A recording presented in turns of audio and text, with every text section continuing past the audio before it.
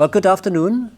My name is Erich Schallhammer. I'm the co-program head of the BA in Justice Studies. I also teach in that program. And I'm quite pleased to welcome a representative of the University of London, it's Dr. James Busuttil, and he would like to introduce postgraduate law programs that can be taken online to you.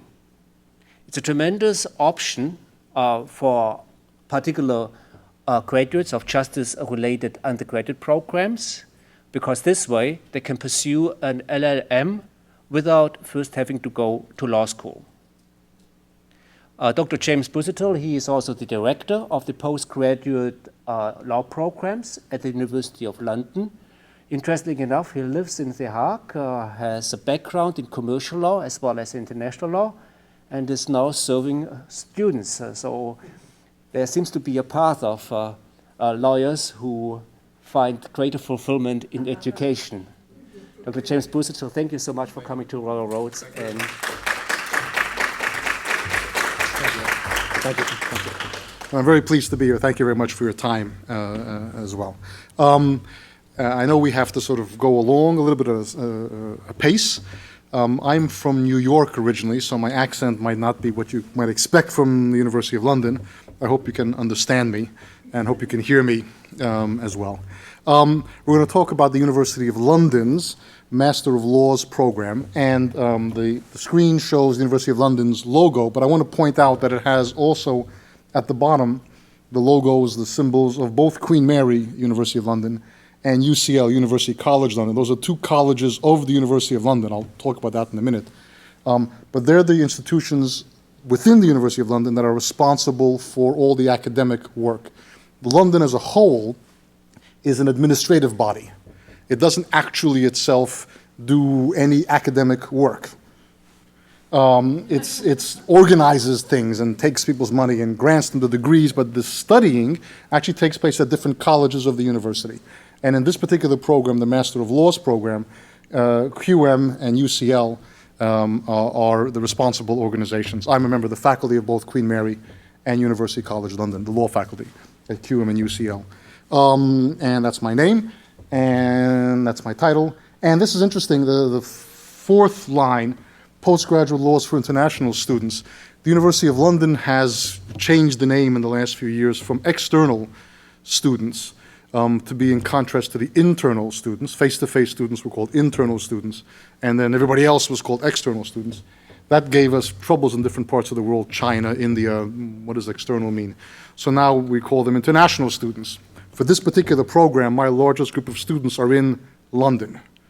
So it's rather odd to call my London-based students international students, but that's the way the program is called.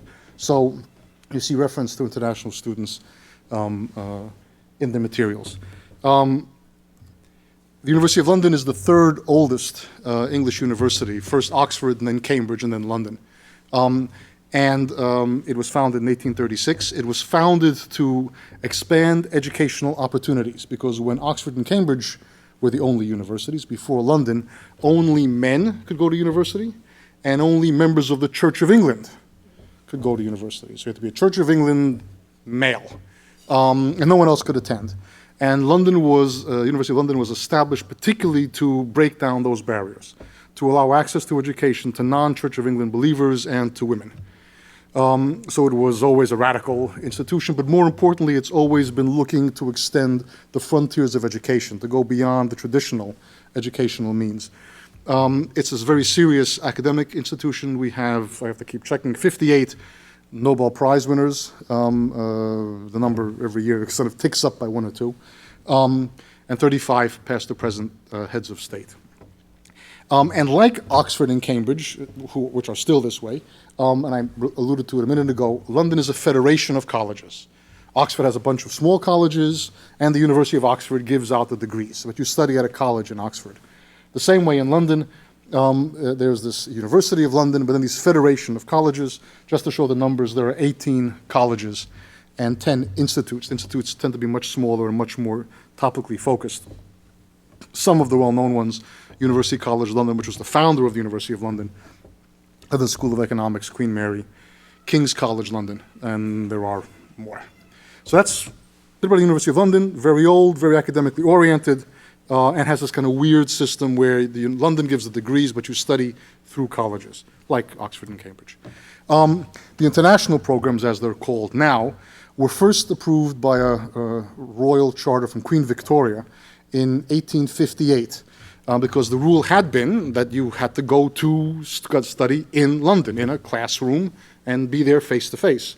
And London had the idea in 1850, well, before 1858, that there were people all around the world, English men mostly, I suppose, but English people all around the world who couldn't send their children back to London. They were in Hong Kong or Jamaica or Africa. And so London's idea was, well, we'll send our education to them. If they can't come to us, we'll go to them. So Queen Victoria granted the special royal charter, it's their very beautiful charter in the university, allowing the University of London to give its awards to people who were not physically present in London. And in fact, over 150 years ago, our first student was in Mauritius, which even today is pretty far away. So that we would have Mauritius as our first international student, I think is pretty interesting. The program's been very successful. We have over 52,000 students right now in almost every country in the world. What's very important about London's approach, and it really is crucial to its approach, is that it makes no distinction, London makes no distinction between a student who has studied face-to-face in London at a college or who studied the program by distance in the so-called international programs. The degree is the same degree, the parchment's the same, the exams may be organized differently, but the content that's examined and the level of knowledge that we certify is identical.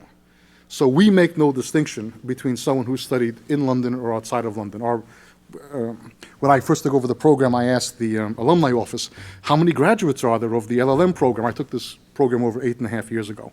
And I wanted to sort of say in presentation like this, we have 1,000 graduates or I don't know, whatever the number was. So I asked the alumni office, how many graduates do we have? And they said, well, we have no idea. So I said, kind of, you're incompetent at your jobs. You can't even tell me how many. No. He said, we can tell you how many LLM graduates there are. But we have no idea how many have studied face-to-face and how many have studied by distance learning, because we don't care, because they're all LLM graduates. Now, that was a very telling point that the university itself didn't even keep track of who had studied how. If they're a graduate of the University of London, whether you studied it in Beijing or you studied it in Victoria or you studied it in London, University of London graduate, done. I think it's very interesting and very powerful. This particular program, these I think are the main points of this program. Oops, I don't know what happened there. No, oh my goodness. No. Wow, that was fast. You have a preview already. These are the main points of the postgraduate law program, I think, and we'll talk in a bit more detail about them. It's the highest quality law program available in the United Kingdom. And it's not me saying it, I'll show you some objective information about that. There's a very wide choice of subjects to study on the program. And I always say that kind of the only problem my students have is choosing what to study. Because the LLM is composed of 4 courses. You take exactly 4 courses for the LLM. And at the moment, we offer 50. So students have to select only 4 out of 50 courses. I was telling the story yesterday, in fact, to someone from Hong Kong, that I have a graduate in Hong Kong I met a little while ago who's just finished his 5th LLM, because he said there's so many interesting things to study. I didn't have the heart to tell him I have another 10 courses coming, and he has still a lot more to go before he finishes all our offerings. But anyway, very wide range of choice. Probably what you're interested in, we offer, probably. It's an extremely flexible program. Every course, there are these 4 courses you take, every course is divided into 4 modules, 4 parts. And you take as many of those modules as you want, when you want, up to finishing within 5 years. So you can take a little bit now and a little bit more later, or nothing now, you register and just not do anything for a while, and then pick it up. Very, very flexible, with exams offered twice a year. So everything is examined twice a year. Everything is offered for examination twice a year. You can choose whether or not you take your exams. When you're ready, you take your exams. I'll show some more detail about that. We have 2 intermediate awards. There's a postgraduate certificate in law, which leads to a postgraduate diploma in law, which leads to the Master of Laws. What it also means is you can stop and start. So if you only want the postgrad certificate, you can stop right there. That's enough, thank you very much. If you want to go on, you can go on, and most people want to go on to the master's, but many will start thinking, let me try it out with the postgrad certificate. We offer that as a possibility, and you can have it in some nice degree for the wall, and stop, and that's it. We provide the complete learning material, so you don't have to go out and buy anything else, anything extra. All the textbooks come, you have to have an internet connection, but beyond that, which I think these days is pretty standard, we give you all the textbooks you need and readers and so on. Admission is very open. My basic philosophy is if somebody wants to study the program, they should be able to study the program. And classically, traditionally, you have to have a law degree or be a lawyer to study a Master of Laws program. And after quite a bit of discussion, negotiation with the university, they accepted that it would be possible for non-lawyers to join the program. Well, now half my students, I shouldn't say half the program students are non-lawyers who do as well on the exams as the lawyers do. I'll talk about that a bit later on. So it's been validated that non-lawyers are able to join the program and able to do well on the program. And then finally, not the last thing of interest, is the price. The price is less than half the cost of the face-to-face program in London. And it's, again, as you study, you pay. So you can manage your time, but also manage your money. And I think that's a very important thing all the time, but especially in this economic climate. So those are the basic points. The screen didn't jump on me, so now I'm going to go to some more detail. I said highest quality in the UK. Now, every 4 or 5 years, the UK government does a survey of faculties by discipline. So all the economics faculties, all the German faculties, okay, in our case, all the law faculties, and they appoint an expert panel to review those faculties and rank them. And that's the basis upon which the government gives out money. So there was, until this October, still is then technically, a per capita fee that's given per student. That's going to end in October of this year, so that's completely ending. And what there was before and will continue to be is a grant made on the basis of the faculty's achievements. And so this objective panel is put together and ranks all the law faculties. And in the last review in December 2008, University College London, London School of Economics, both part of the University of London, were tied with Oxford University's law faculty in first place in the UK. And Queen Mary, which is also one of the lead colleges, the lead institutions for this program, was in 7th place, tied with Cambridge. And the rest of the top 10 are there: Durham, Kent, Nottingham, Belfast, and Cardiff are the rest of the top 10. Nobody else in the top 10, indeed nobody else in the top 25, offers any distance learning programs. So when I say it's the best, highest quality in the UK, it is the highest quality because it's number one anyway, but it's also the only one that's offered by distance learning. In fact, you want to have the best, I think, and here's the way to do it. I said that we have all these courses. We have, I think 2 weeks ago, launched our 50th course, Intellectual Property in Medicine. And we have another 10 to 15, depends on how quickly the professors write them, courses in development. So I'm looking at 60, 65 courses being available by the end of this year. Let's say this time next year, we should have about 65 courses, again, all being well. And it's difficult for students to choose their 4 courses because there are so many different choices. So what most people do, not all, and it's not required, but most people choose to specialize. They want the specialization in financial services law, or a specialization in intellectual property law, or a specialization in human rights, or in whatever, dispute resolution, something like that. So if you choose to specialize, then of your 4 courses, at least 3 should be from that area. 3 or 4 should be from that area, if you choose to specialize. So that helps make the choice, well, easier, more constrained, if you decide to specialize. You don't require it to specialize, but if you wish to, then you have to concentrate, you have to specialize in that area. This is the structure of the program, 4 courses, whatever they may be. Each course divided into 4 modules, A, B, C, D. The course as a whole has learning objectives, things you should achieve at the end of the course, but each module has learning objectives as well. And you study and you're assessed by module by module.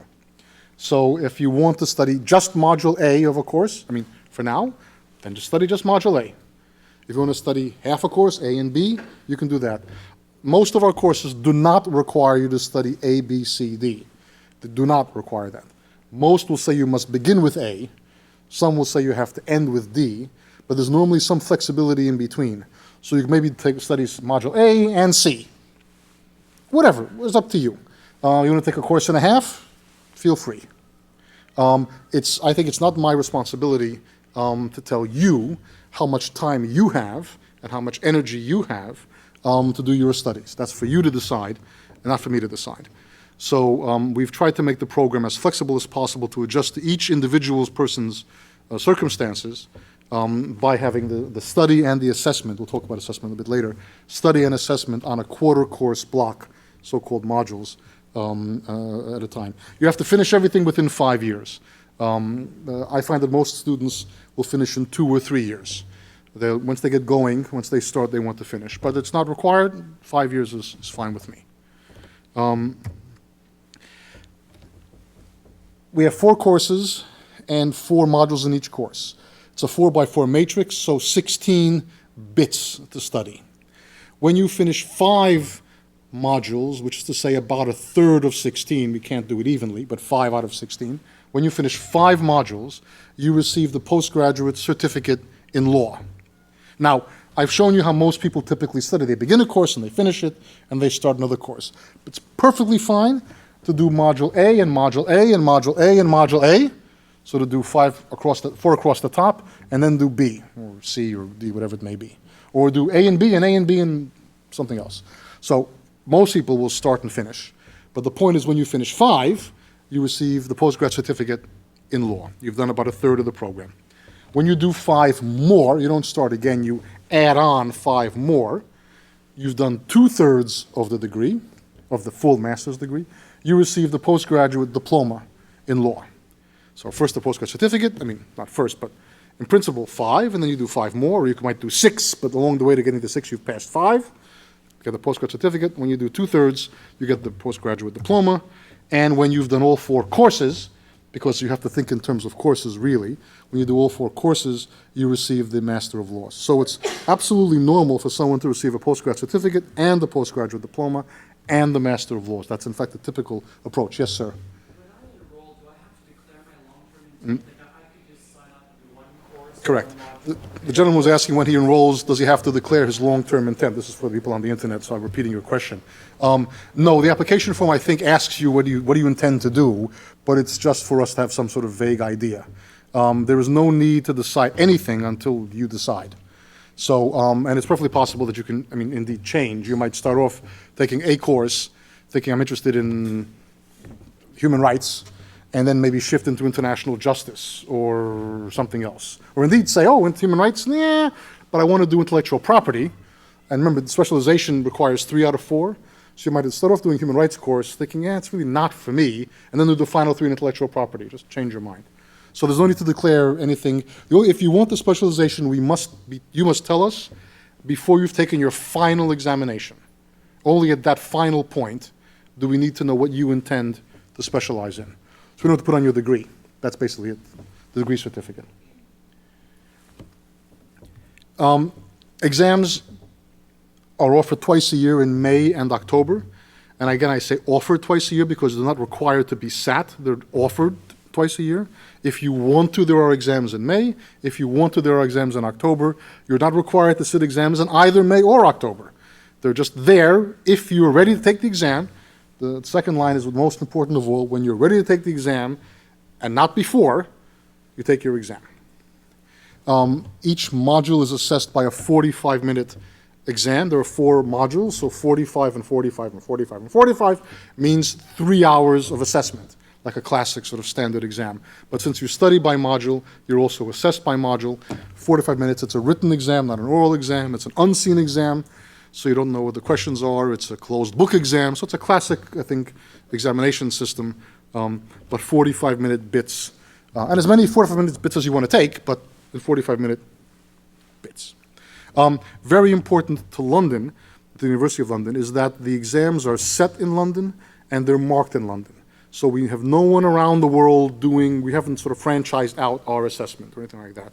We completely control the exam setting and the exam marking. That's how we can say we have one LLM program. Whether you studied at King's College London face-to-face or in, Barcelona, you have the same degree, because we control those exams. They're given locally all around the world. We have 650 exam centers around the world, 650, including in Langara, if I'm pronouncing that correctly. But really, any major city, we have an exam center there or nearby. And indeed, there's no requirement that you take all your exams at the same center. The story I tell is of an Irish woman who registered while she was in New Zealand and took her first exams in Singapore and her final exams in Cape Town. So she was working for a bank, the bank transferred her, and she took the exams where she was when she was transferred. Perfectly fine, take the exams wherever you want to take the exams. But the scripts will be sent to London to be marked in London. The exams take place over a week. You can retake any failed module once.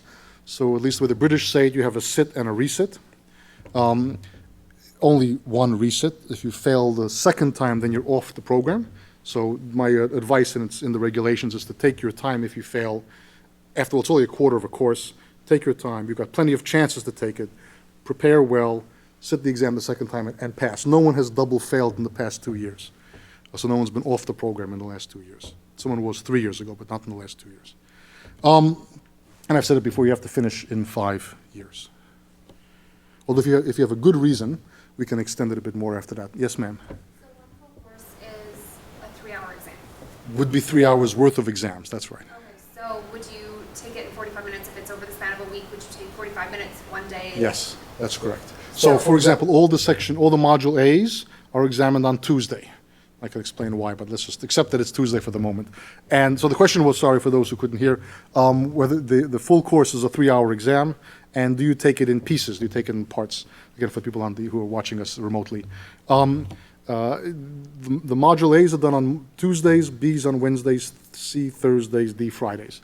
So you might, let's say you were taking 2 courses, 8 modules, A, B, C, D. So you take 2 45-minute exams for A's on Tuesday, 2 45-minute, hour and a half on Wednesday, C Thursday, D Friday.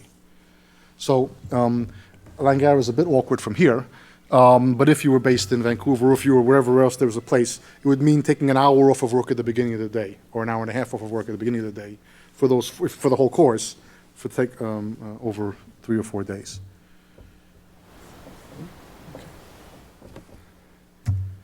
It's very, very important to London because we have this one degree that people all around the world have up-to-date syllabi, that they're learning the most up-to-date current things. It would be ridiculous if we were teaching one thing in London and a different thing entirely in, I don't know, Sao Paulo or someplace. So we have very complete, up-to-date syllabi. We have leading professors, academics, preparing the study materials, study guides. But I teach public international law. I'm a professor of public international law and organization. I teach international human rights. I teach international environmental law. I teach international economic law. I teach the laws of armed conflict, terrorism, and all sorts of bits and pieces. If it's in international law, I teach it. But I might be a good teacher in a classroom setting, or I might not, but I might be in a classroom setting. But I might be terrible in writing study materials. Just terrible. It's not my thing. So we have distance learning experts working with the professors to make sure that the materials that are prepared, the study guides as we call them, are state-of-the-art, fit for purpose, with very clear learning objectives, with the language pitched in the right tone. We know that we have many, in fact, half of the students are non-lawyers, so we don't have arcane legal language. It's very important that it should be in clear English, and not necessarily simple, but clear English, so people can understand what it is. So the distance learning experts work with the professors, the technical experts, so to speak, academic experts, to prepare these very good study guides, which are read twice by external experts in the field to make sure we haven't missed something or made the wrong emphasis or something on those lines. That didn't work. That works. What the University of London provides to the student is that study guide. There's a study guide per module. So if for a course, you'd get 4 study guides. We give all the required textbooks. You don't have to go looking on Amazon or someplace else to get a textbook. Everything comes in a courier pack. A reader of all the cases and articles and chapters and books and whatever else there may be. Access to an excellent online library. I think there are 12 different databases, but each of those databases is huge. It's what I use for my personal research. It's a great library. Never missed anything. Everything I've looked for has always been in that library. There's an e-campus, a virtual learning environment, where students can talk to each other, where they can download copies of the materials, they can get access to our library. They can also get access to the recent developments. Every year we update, everything is updated every year. We also post all the examination papers, the real examination papers, within about 6 weeks of the exams. So we had our exams in the second week of May. A couple of weeks from now, we'll be posting the exam papers for the May exams. So students can see what the real exams were like and check themselves and see if they can answer those questions. Most of the exams also have examiners' reports. I say comments from examiners. Examiners' reports where the examiners will say, this is what I was looking for. They won't give a model answer, because we don't think that's correct for postgraduate studies. But we'll say these are the main points that students should have hit, or these are some common mistakes that students made to be avoided the next time. And that combination, I think, of the real exam questions and examiners' reports is very powerful for a student to check their own knowledge and see if they're ready to take the exam.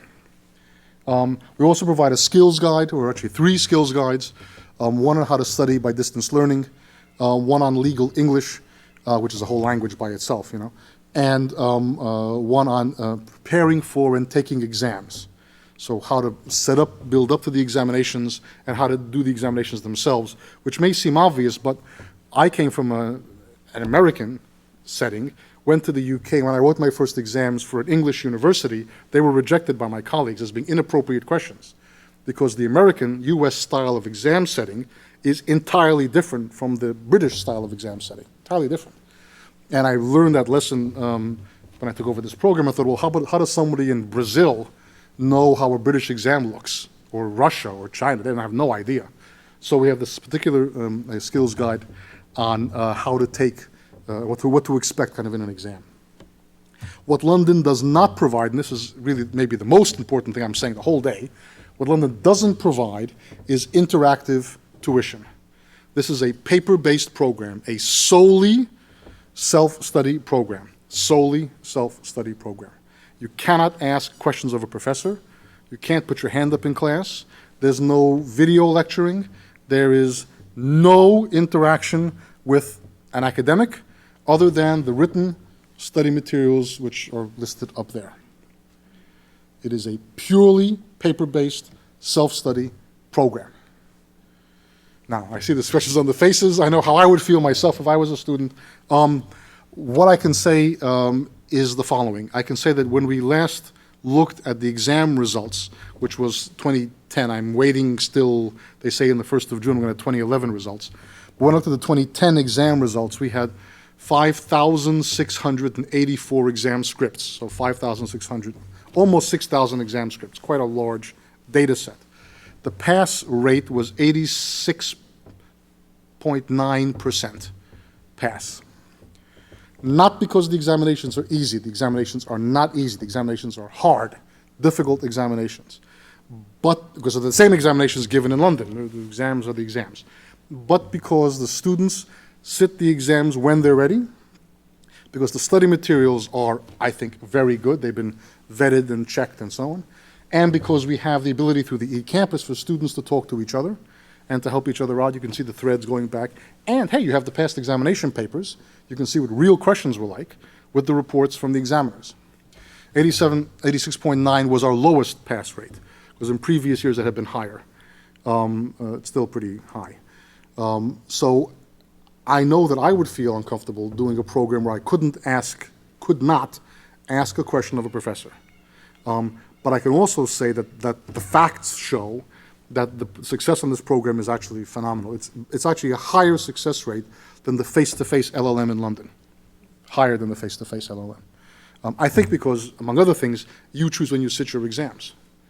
And given that we have 6,000 people, 6,000 exams, most people are doing exams. It's not as if people don't take exams. There's quite a bit of engagement with the examination, the assessment process. But that's the deal, and it reflects in the cost coming up, is that the reason the cost is so low is we don't engage the professors to continue to provide support. What they do is they write, I think, very good study guides, but they don't provide continuing academic support. Admission. The first line may seem a bit weird, but it's actually crucial. Admission is where you start, not where you end. We will admit someone to a particular thing to start, but in the end, everybody who passes the tests, everybody will get a Master of Laws. What does that mean? Let me show you. Someone who has a degree in any discipline, in any class, so any GPA of any sort, or never went to university, never, but has 5 years relevant experience, accounting, banking, securities, insurance, police, obviously military. If they have 5 years experience, we will admit to do the postgrad certificate in law. Remember that 1/3 of the program, right? If the student passes those 5 modules, and we don't know who's taking what, it's all anonymous, right? The exams are not set at different levels. They're not pitched at different levels. All the exams are the same. So if a student passes the 5 modules of the 5 modules to receive the postgrad certificate, they automatically continue on to do the next 5 modules of the postgraduate diploma. And when they pass those, they automatically continue on to finish up with the Master of Laws. So London can say, we're admitting somebody not to do the Master of Laws, we're admitting them to do the postgrad certificate. And if they prove themselves, they keep going. Somebody who has a second-class honors, or in our context, a GPA of 3.0, or has a master's degree in something else, London will admit to do the postgrad diploma in the first instance. Now, on the way to do the 10 modules, London will let you do 10 modules at one go. Okay, on the way to getting to 10, you're going to have to pass 5. So you get the postgrad certificate, as well as the postgraduate diploma, and when you finish those 10 sections, you do the next 6, and you get the Master of Laws. But again, London has said we're not admitting somebody to the Master of Laws, we're admitting them to the diploma, and then they continue on to the Master of Laws.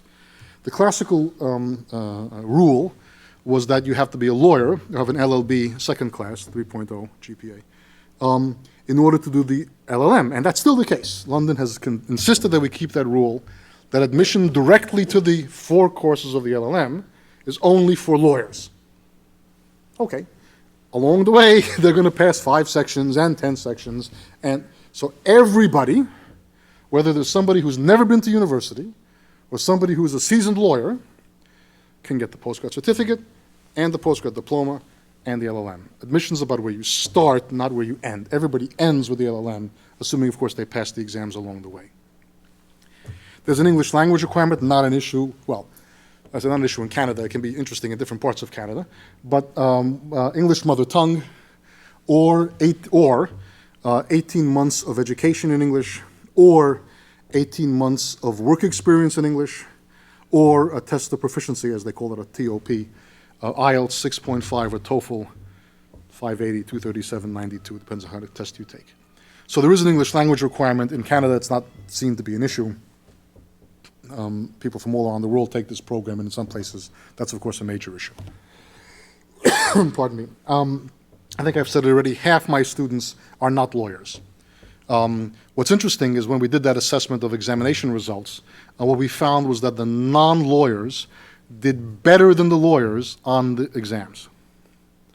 I'll say that again. The non-lawyers did better than the lawyers on the exams. So the only explanation that I can think of is that the lawyers didn't study as hard because they kind of figured they knew what they were doing, and the non-lawyers thought they didn't know it, and they studied even harder, and they passed higher. People who fit into those sort of first 2 categories, the certificate starters or diploma starters, actually have better results than those who start on the postgrad, on the LLM itself directly. Okay, cost. It's a pay-as-you-go program. You don't have to pay up front. It's possible to pay up front, but most people don't. The reason to pay up front I can think of would be to lock in the exchange rate, maybe, you know. Costs go up, exchange rates go up and down. Maybe you want to lock in the exchange rate, but most people pay as they go. There's no fee to apply. London has no fee for postgraduate admissions, so one can apply at no cost. You can apply online now, for the last, I think, year or so. And London encourages online applications, so it's even easier. You don't have to put a postage stamp on it. You just have to do it online. And then this fee structure is you pay £740 sterling, British money, one time as a registration fee, and then you pay for each module that you study £430. So if all you wanted was the postgrad certificate, you would pay a registration fee once of £740, and you would pay 5 times £430, each module, £430, a total of 2,890 sterling, or about 4,500 Canadian. Exchange rates vary. Okay, that's yesterday's exchange rate. If you stop at the diploma level, then you'll have paid that registration fee the one time. That's not twice, that's the one time. You'll have paid for 10 modules instead of 5. So the total cost will be 5,040 sterling. The difference between 2,890 and 5,040 is the extra 5 modules. You're not paying 2,800 and 5,000. The difference is you paid for 5 more modules. So a total of 8,100. And I think the formatting isn't right. Yes, the formatting is not right. For the LLM, still that same one-time only registration fee, 16 sections instead of 5 or 10, a total of 7,620, or altogether 12,000 Canadian dollars. That includes all the books, everything except you have to pay Langara's whatever they charge for the local examination costs. And I suppose if we had students in Victoria, we'll set up an exam center in Victoria, and then it'll be whatever the Victoria Exam Center charges. The exam centers around the world are not run by London, they're run by the British Council of different universities, and they'll charge whatever they charge for setting up an exam room. But everything else is included in that price, which you pay as you go, and indeed over potentially 5 or even more, 6 years if you have a good reason to pass 5 years. We have a prospectus. We have a website, that's the web URL. And there's plenty more information available in the prospectus, and even more information on the website. And I'd be happy to answer any questions, either from remote or non-remote, real, no, present people. And we don't need a microphone. These are microphones on either side, and they catch the voice for the broadcast as well. Oh, So good, great. should be Oh, good. good, thank you. Just make sure you speak up. Yeah. I'm just wondering how long, on average, a module would take. You said that Yeah. on average people complete the master's in 2 to 3 years. That's right. But I mean, how Yeah, quick could you do it? That's a very good question. It is a very good question. The LLM can be done in 1 year. Because this is a kind of a transposition of the face-to-face LLM. The face-to-face LLM is done in 1 year. This can be done in 1 year. This should not be done in 1 year unless this is all you're doing. So if you have a job or something else, you should not even think about this in 1 year, right?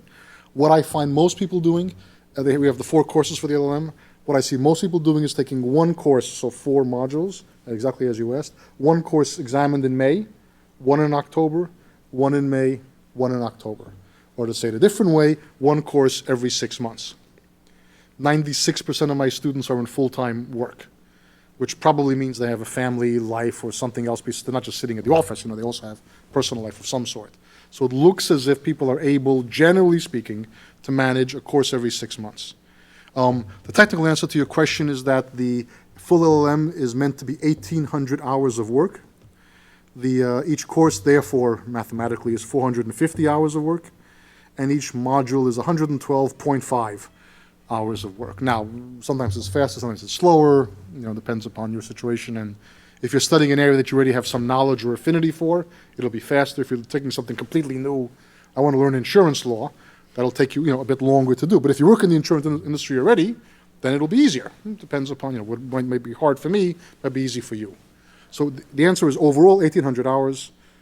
Overall, then you divide it up, 450 per course, 112.5 per module. Experience shows kind of 1 course every 6 months. Yes?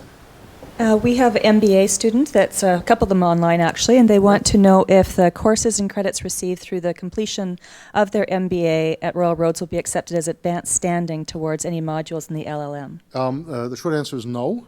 London has a strict policy not to accept credit from any institution. The only place London will accept credit from is within the University of London itself, those 18 colleges.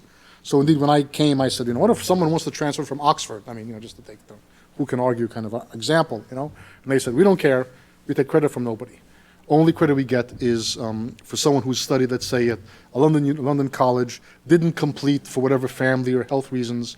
They now want to complete, they'll take that credit. But London won't accept credit from any institution.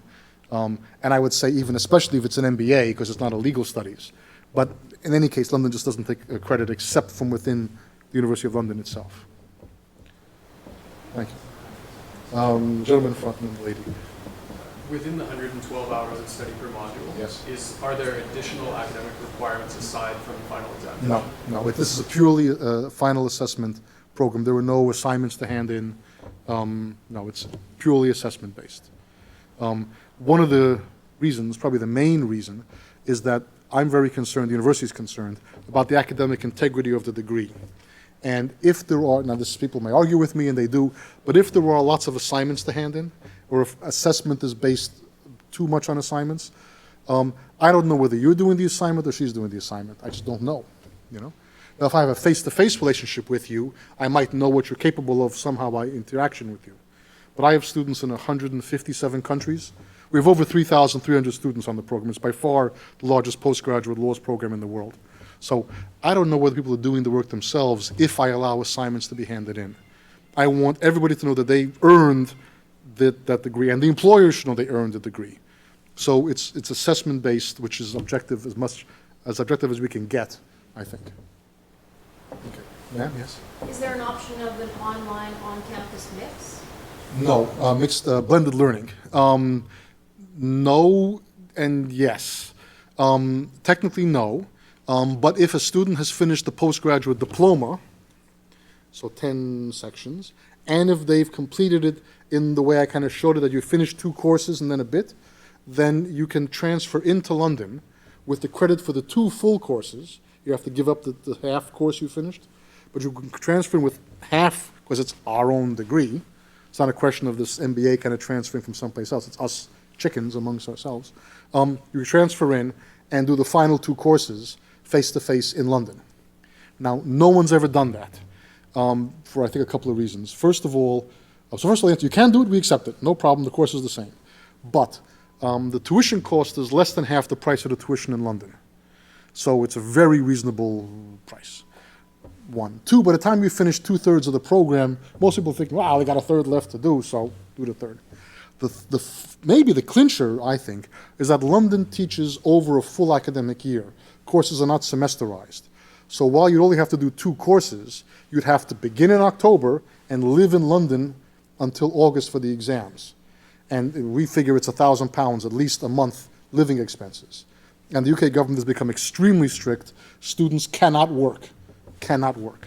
So you can't earn any money while you're doing that studies. While, of course, in this program you can earn, and be with your family and this kind of stuff. So while it's possible, not through blended learning, but doing half, 2/3 by distance and the other half on face-to-face, no one's ever taken up that possibility. Not yet, anyway. Yes? Can you rate the bar following the LLM? No, the LLM program, whether you take it face-to-face or otherwise, is not what the British call a qualifying law degree. It's very clear, the LLM, to become a lawyer, you need to have done the LLB, the bachelor's degree. The LLB, in principle, is full-time is a 3-year program. This, in principle, is a 1-year program. The LLB is very prescriptive. You must take criminal law and contract law and tort law and all these different things to give you an overview of the legal system so as to well represent the client. The LLM is entirely different. You take whatever you want to take. So there's no need, in fact, to specialize. You're not required to take a broad approach in the LLM. You could take a very specialized approach. So never has it been the case that the LLM allows you to practice law. It's always the LLB, or in the States it's the JD. But again, it's the 3-year studies that would allow you to practice law. Yes, sir. I'm looking at the 2 specializations, intellectual property versus international intellectual Yes. property. I can see that there's 1 course difference. That's exactly Can you right. talk to me about why that is? And Yeah, it's very good. Doing Yes. less gets you more? We have a specialization. So the University of London is very strong in intellectual property. We have an excellent intellectual property institute. When I began this program, there was a specialization, official specialization in London called intellectual property law. And when I looked at the courses being offered, I realized that actually most of the courses had an international component to them. Not all, the one that's not on the list doesn't have an international side to it. And I said, well, listen, okay, if you're coming to London to study, because these courses originally come from the London-based courses, you might not care about the international side of things. But since our students were by definition mostly international, there probably will be an interest in a specialization called international intellectual property law. So the basic difference is in the label. That's the difference. And in excluding from that collection the one course that doesn't have an international orientation. So what I found very interestingly is though the specializations have almost the exact same content, everybody takes international intellectual property law, and very few take intellectual property law. I think it's sexier, or seems more, transferable around the world. The content is almost identical. So if you insist upon taking industrial intellectual property, the course that doesn't fit under the international side, probably you're going to have to stay with just normal intellectual property law. But that's not a terrible thing. No, it's not. No, it's not UK. It's just called intellectual property law. It doesn't have international in the name.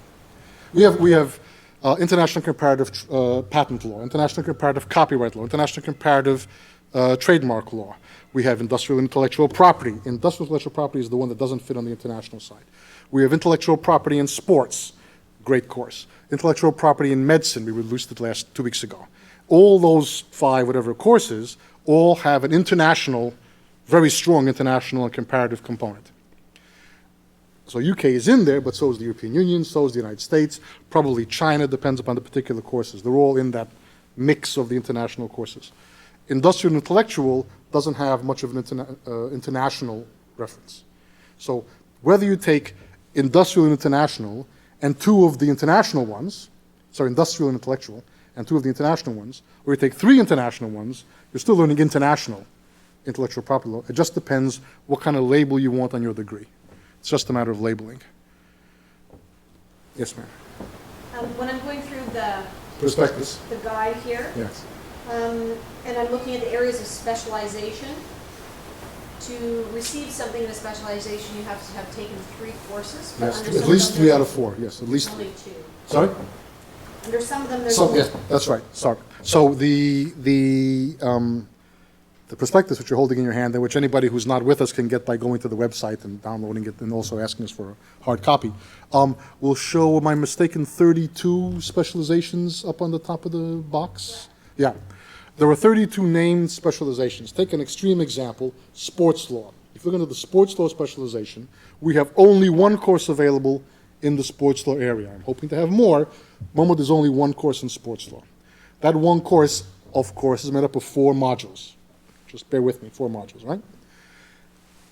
The postgrad certificate is 5 modules, right? If you want specialization at the certificate level, 4 of your 5 modules should be from that area. So if you want a postgrad certificate in sports law, you take the course in sports law, right? And something else, because you have to finish it off, and get a postgrad cert in sports law. I can't offer that in postgrad diploma level, I can't offer it at LLM level, but I can offer it at the certificate level. Okay? Then that's how it builds up. To do the diploma, which is 10 modules, 8, 2 full courses, have to be in that area. So we can offer some courses, some specializations, only at the diploma level, because we only have 2 courses in that area. And then there are 25, if I'm not mistaken, 25 specializations which are available fully at LLM level. I have to say that I have these other 10, 12 courses that are coming, are specifically coming to fill out those specializations. So for example, right now we have 2 insurance law courses. I'm getting a 3rd insurance law course. We have a full master's in insurance law. We have 1 tax law course. I'm getting 2 more tax law courses to fill out the tax law specialization. So at the moment, indeed, there are things which you can only specialize at certificate level or diploma level.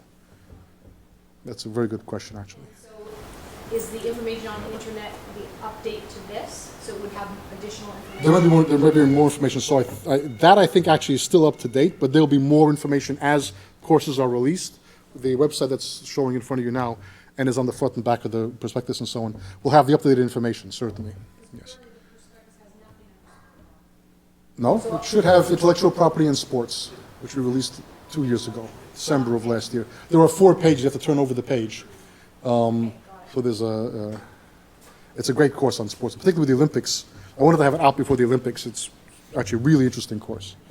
Yes, ma'am. Well, I'm just curious, James, about the curriculum design of, first of all, self-directed study, but the lack of assessment as people move along. Right. Just kind of knowing human beings as we do, and the kind of natural way we like to progress through and see how we're doing, rather than just sit and exam. And I wonder about the pressure people feel. Yeah. You know, I'm just curious about the design. Well, we thought long and hard about it, and it was a decision made to keep the price as low as possible, so as to provide as much access as possible. More involvement of professors, people giving feedback would cost more money. They would want to be compensated for their time, quite reasonably. And so we made a decision to keep the program, or to design the program, it was before, and therefore to keep it, but also to redesign it purely as a paper-based program to enhance access. But then it was very important that the materials be as good as possible, to allow people to have their stress levels reduced as they're going along. So every study guide has self-assessment questions in the guide, and then if you're disciplined enough not to turn over the page and you write out what you think is the answer, you can then turn over the page and get feedback from the professor there in the guide connected to the particular problem you were supposed to work on. Now, it's not submitted to London for testing, questioning, but it's there. One of the things that I say sometimes, and it can be a little bit surprising, is that this is not very different from what happens in London itself. If you're a student in doing the LLM program in the UK, and the difference is, I think, profound, at least for the United States, in the UK, you can't expect much feedback from the professors. There is very little way you're going to know, because London is a paper-based examination process as well. There are no papers to hand in during the course of the year. So if you're going to be studying intellectual property and sports face-to-face in London, you come to a classroom like this, I suppose. It's actually a seminar room because it's taught on a seminar basis. And you may ask questions to the professor, Philip Johnson, who actually wrote the study guide. He's a barrister as well. And that may help you to think you know where you are, but you won't really know where you are until you've sat that exam in July or August. And having access to the other exams is probably really helpful. Yeah, and we don't have that for the face-to-face students. So one of the ways we compensate is the face-to-face students have that possibility, maybe, if the professor is kind, to talk to the professor. I'll tell you, many professors give the lecture and then they run out the door to catch the train to Oxford or Cambridge, wherever they live, because they have other things going than just teaching their classes. So it's not surprising that you actually have very little access to the professor, except for the 1 hour a week or 2 hours a week of office hours. And there's often a queue outside the door. If you're not the first person in the queue, you never see the professor. So, but because in principle they can ask a question in class, it was very important for us that we have the exam questions available.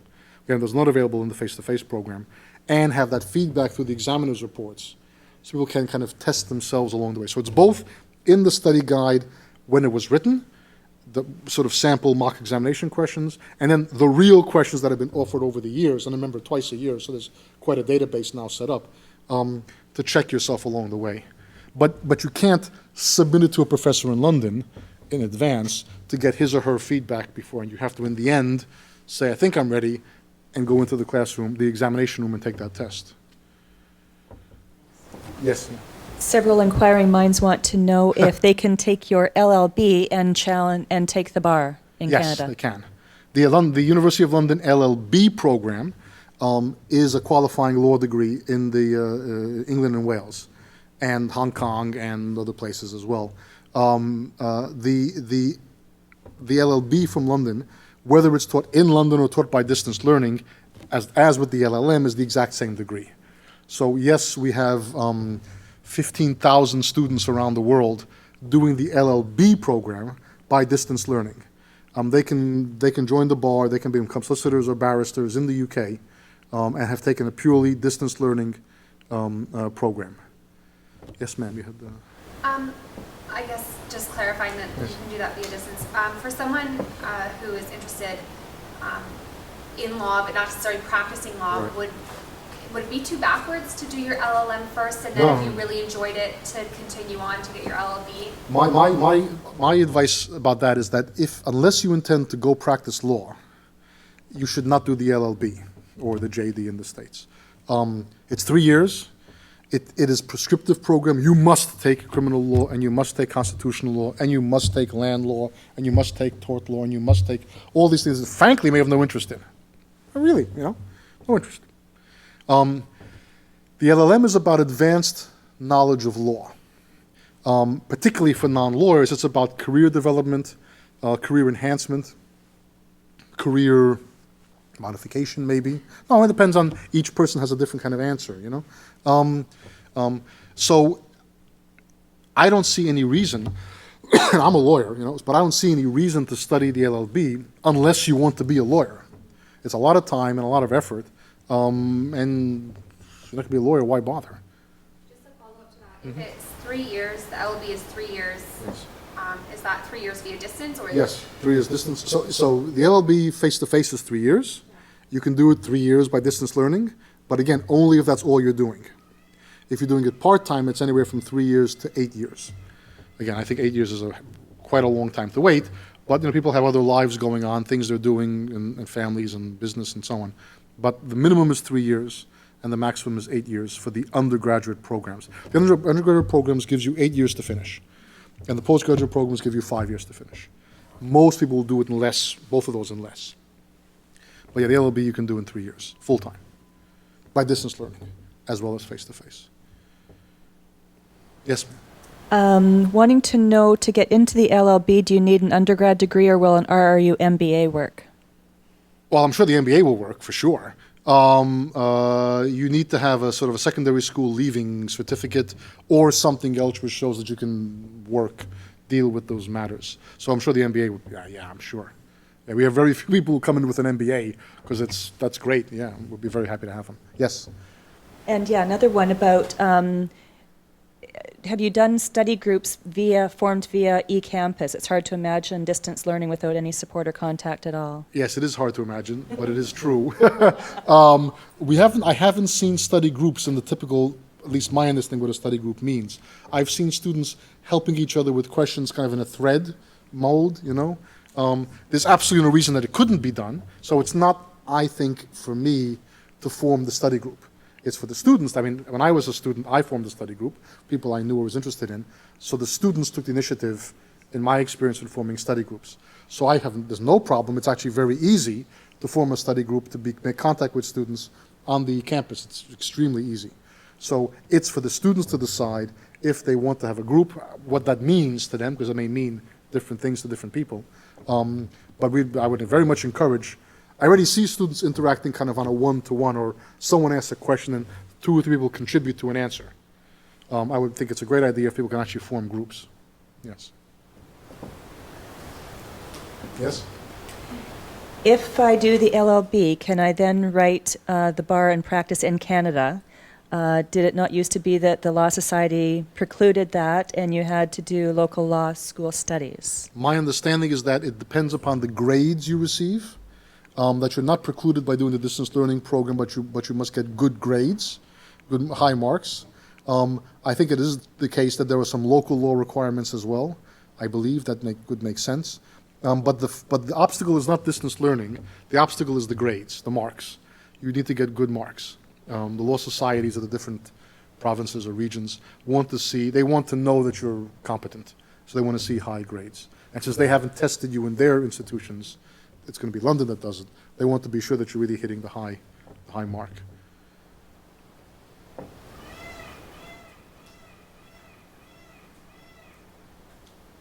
Yes, sure. I noticed in one of your slides you said that second class honors are higher. You start at the postgrad diploma level. That's correct. Yes. So second class honors, first class on anything like that. Yes. That's where you start. Right. There's no distinction if you get higher. No. I mean, I always say don't focus on where you're admitted, because that's all the same. There's no difference in cost. I didn't say this, but there's no difference in cost. There's no difference in timing even. There's no difference in the degree you receive. Everyone gets the certificate and the diploma and the master's. So, but the fact is, you're second class or higher, so if you're a first class honors, 4.0 GPA, whatever, you still start at the postgrad diploma level. Those 10 sections, rather. Is there any financial assistance No. available for? No, the short answer is no. The University of London, the view of the University of London is that it's already less than half the price of the face-to-face program, so it's a bargain, you know, that's their view. There are occasionally, and you'd have to check into it, there are occasionally, depends on your circumstances, scholarships available. We've had some Chevening scholars do the program. I know that, for example, and we were discussing this earlier, military personnel have funding for this program, can get funding for this program. I have people in Afghanistan right now doing my program from Afghanistan, who are in the armed forces in Afghanistan. They're not Afghans, but they're in Afghanistan. So it would depend upon, but the University of London doesn't have those financial resources. It's from other sort of normal scholarship routes. Yeah, that's right. Sir. As I look through the materials, if this is the same as what's online, is there another place to go to look for the next level of detail or an actual course or module? I'd like to see another layer. If you go to the website, you'll be able to download some, I say, sample study guides. They're real study guides, but they're not all the study guides. So you can download, I think we have 5 different study guides available online. And we have some assessment questions as well, some exam questions as well online. And I believe some examiners' reports to go with them. So you'll be able to see, now I don't know whether you're going to find a study guide that interests you, but you'll at least be able to see what study guides look like and what exams look like, and see if that feels doable. But that's definitely available on the website. I believe they've just reorganized the website this week, so I think it's on the left-hand side under the downloads link. You can find them over there. They were easy to find. Sorry, they were? They were easy They were to able to find them. Good, thank They you. give a great indication of what those study guides look like, including at the very beginning, here are your learning outcomes. Right, exactly. So you know exactly what you need to know. Good, good. I'm very pleased you're able to find them. I'm glad you thought they were, whatever, useful. Yes. Sir? Just to come back and revisit the concept of study groups, is there a way that if I enrolled in a course, is there a way I'd find out who my peers are internationally that are active in that same course so I could reach out? Yes. You at least give us that information? Yes, no, certainly. Well, we can't, let me tell you how we would do it. The eCampus is organized by courses. There's the overall eCampus, and you go to the eCampus for Admiralty Law, right? So in Admiralty Law, there's a place where you can post notices.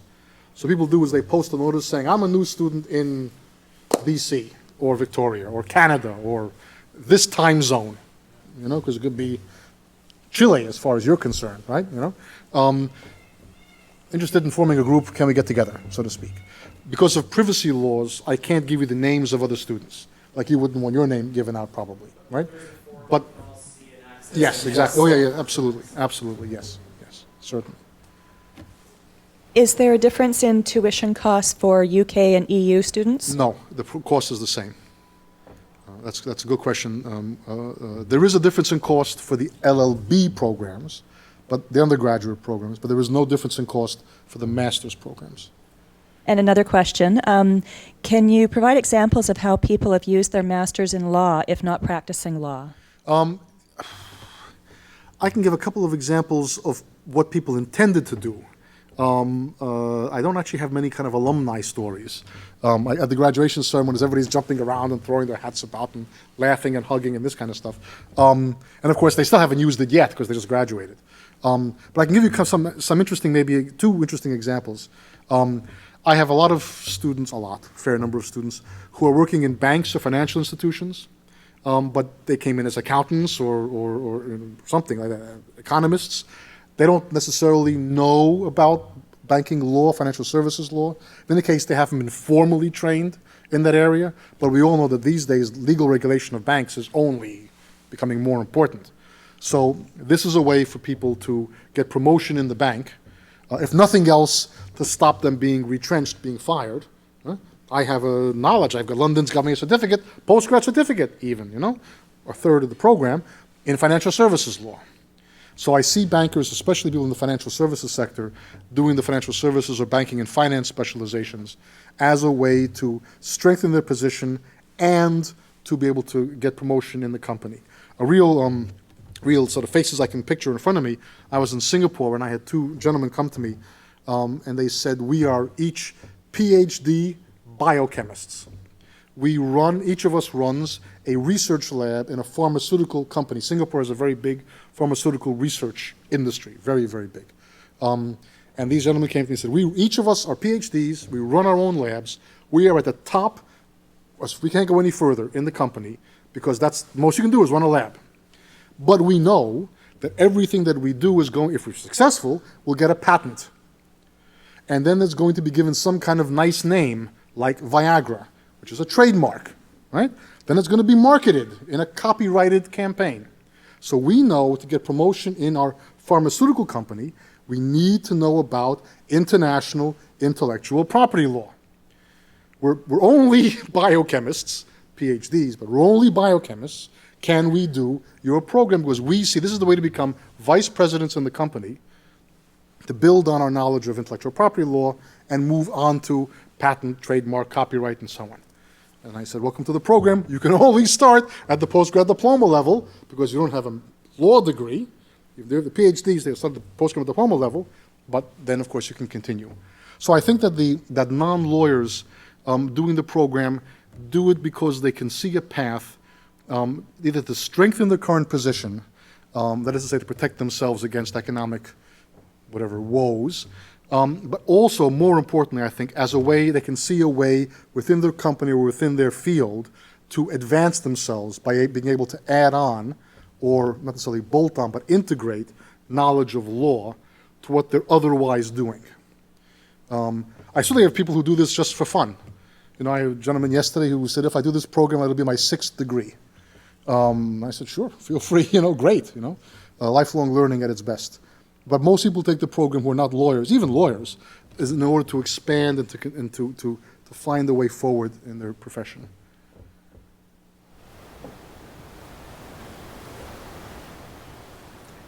Well, then I'll say thank you. Should anybody want a copy of the prospectus who's not here, if they would go to the website, they would find the prospectus to download. And anybody here who wants it, we have copies on the site as well. And I want to say thank you very much to Royal Roads for having me. Thank you.